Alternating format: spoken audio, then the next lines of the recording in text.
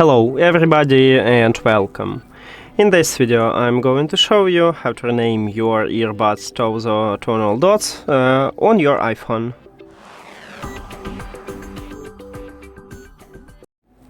You have to start by open Settings and then go to the Bluetooth. At the device list, click the information icon near to your earbuds. And at the first line we have a name, so tap at this line. And now write the best one for you. Let's say I want to remove this text and add this one.